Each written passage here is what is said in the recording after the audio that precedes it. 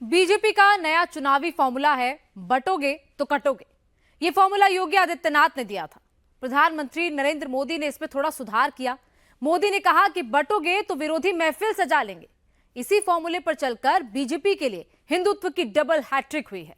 एक हैट्रिक 4 जून को लगी थी जो मोदी ने लगाई थी, और दूसरी हैट्रिक 8 अक्टूबर को लगी जो हिंदू वोटरों के एकजुट होने से लगी है। लेकिन सवाल कांग्रेस पर उठ रहे हैं कि क्या कांग्रेस सिर्फ एक मुस्लिम पार्टी बनकर रह गई है? क्या कांग्रेस के पास अब सिर्फ मुस्लिम वोट ही बचा है? ये सुनकर आप चौंक गए होंगे। असल बात क्या है, इस रिपोर्ट में देखिए। कांग्रेस के एक भी नेता ने आज तक कभी नहीं कहा कि हमारे मुस्लिम भाई बहनों में कितनी जातियां होती हैं। कांग्रेस की नीति है हिंदुओं की एक जाति को दूसरी जाति से लड़ाओ। कांग्रेस जानती है कि जितना हिंदू बटेगा उतना ही उसका फायदा होगा। क्या कांग्रेस अब सिर्फ मुसलमानों की पार्टी बनकर रह गई है? क्या मुसलमान वोट के मुंह में कांग्रेस से हिंदू वोट छिटक रहा है?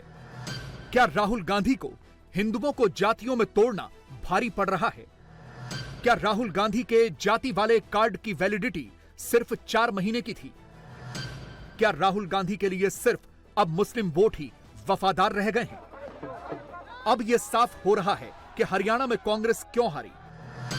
राहुल गांधी ने हरियाणा का विधानसभा चुनाव लोकसभा वाले फॉर्मूले पर ही लड़ा। लोकसभा में राहुल गांधी ने हिंदुओं को जातियों में बांटा और मुस्लिम वोट को बीजेपी के खिलाफ कंसोलिडेट किया। लोकसभा में राहुल गांधी को इन दोनों ही फॉर्मूले से कामयाबी मिली। बीजेपी को पूर्ण बहुमत से नीचे रोका, लेकिन अब राहुल गांधी के पास बस एक ही फॉर्मूला बचा है, और वो है मुस्लिम वोट का, क्योंकि हिंदुओं को जातियों में तोड़ने वाला फॉर्मूला हरियाणा में नहीं चला।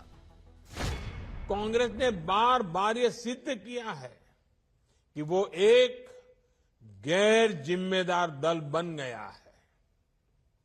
वो अभी भी देश को बांटने के लिए नए नए नैरेटिव गढ़ रही है।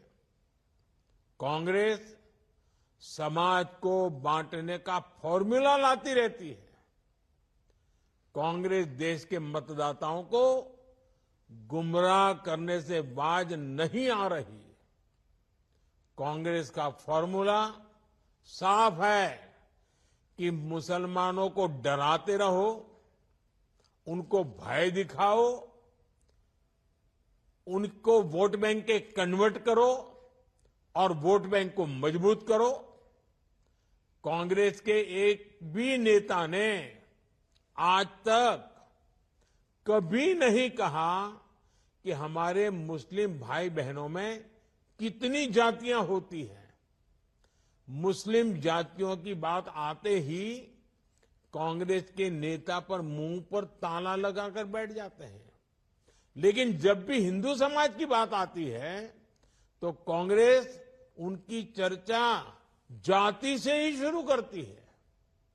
कांग्रेस की नीति है हिंदुओं की एक जाति को दूसरी जाति से लड़ाओ। कांग्रेस जानती है कि जितना हिंदू बटेगा उतना ही उसका फायदा होगा। हिंदुओं को जातियों में बांटने वाला और मुसलमानों को एक करने वाला यह प्रयोग कांग्रेस ने लोकसभा चुनावों में किया था। हरियाणा में भले ही पहला प्रयोग फेल हुआ हो, लेकिन दूसरा सफल रहा है। मुसलमानों ने हरियाणा में कांग्रेस को भर भर कर वोट दिए। ये बात अलग है कि मुस्लिम प्रभाव वाली सीटों की संख्या ही कम थी, लेकिन उसमें भी राहुल गांधी का स्ट्राइक रेट 100% का है। उदाहरण से समझिए। हरियाणा में कांग्रेस ने तमाम जातीय समीकरणों को ध्यान में रखकर टिकट बांटा, लेकिन सबसे बेहतर स्ट्राइक रेट मुसलमानों का रहा। यहां कांग्रेस ने 5 मुसलमानों को टिकट दिया था और 5 ही बंपर वोटों से जीते हैं, जबकि 27 जाट में से 15 ही जीत पाए, 8 पंजाबी में से 3 ही जीत पाए, 17 एससी में से सिर्फ 9 ही जीत पाए। यानी कांग्रेस के मुस्लिम प्रत्याशियों का स्ट्राइक रेट 100% का रहा। यह साफ तौर पर दिख रहा है कि मुस्लिम बहुल सीट में अगर कांग्रेस का टिकट है तो फिर जीत पक्की है। जैसे हरियाणा का रिजल्ट तो यह बता रहा है कि बीजेपी के लिए अंडर करंट था, लेकिन जरा हरियाणा की मुस्लिम बहुल सीटों का रिजल्ट देखिए, आप समझ जाएंगे कि कैसे कांग्रेस के लिए एक तरफा वोटिंग हुई है।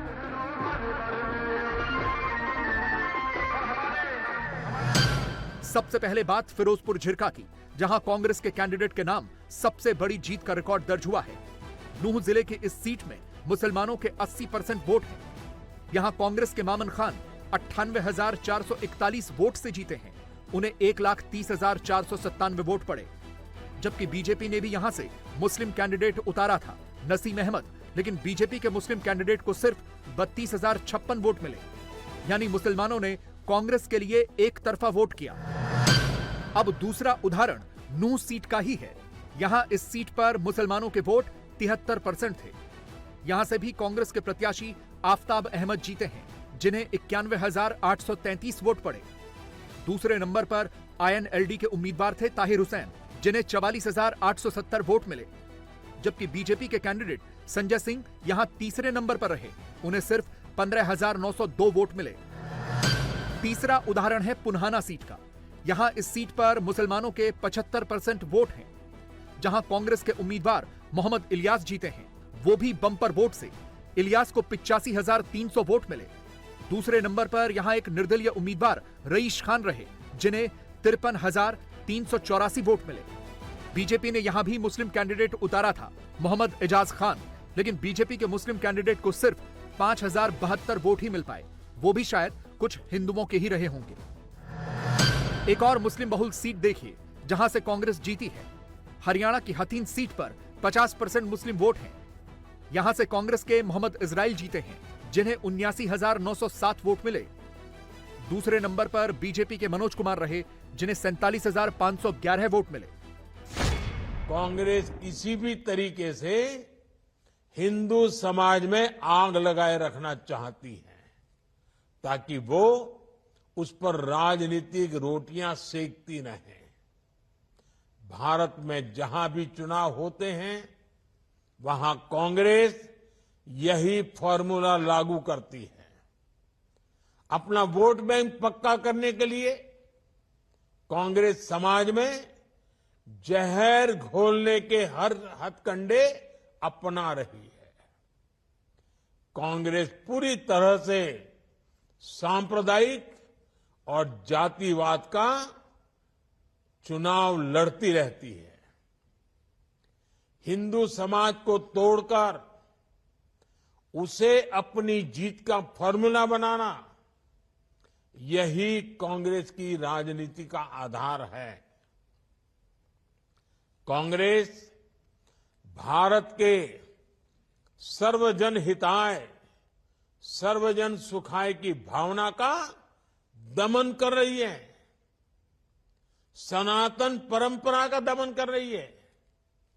जिस कांग्रेस ने इतने वर्षों तक देश पर राज किया, वो सत्ता में वापसी के लिए इतनी बेचैन है कि हर रोज नफरत की राजनीति कर रही है। कांग्रेस की पुरानी पीढ़ी के नेता भी बेबस है, असहाय है कि उनकी इस पार्टी की क्या स्थिति हो गई है। लोकसभा चुनावों के बाद कांग्रेस को यह लगा था कि उसने मोदी को हराने का फॉर्मूला क्रैक कर लिया। मुसलमानों को मोदी और बीजेपी के नाम का डर दिखाया और खूब वोट हासिल किए। इसी वोट की बदौलत कांग्रेस ने पिछले 3 लोकसभा चुनावों का सबसे बेहतर प्रदर्शन किया। इसी मुस्लिम वोट की बदौलत राहुल गांधी नेता प्रतिपक्ष बने। 2024 के लोकसभा चुनाव में कांग्रेस को जिन जातियों के वोट मिले, उनमें मुसलमानों का प्रतिशत सबसे ज्यादा रहा। कांग्रेस को मुसलमानों के 38%, दलितों के 19, ओबीसी के 19, आदिवासियों के 23, ईसाइयों के 25 और सिखों के 30% वोट मिले। इस पूरी लिस्ट में कांग्रेस को सबसे ज्यादा वोट मुसलमानों के ही मिले हैं। इसीलिए राहुल गांधी को लगा कि उनका यह फॉर्मूला तो काम कर रहा है, उनके नाम पर मुसलमान बम्पर वोट दे रहे हैं। ऐसा हुआ भी।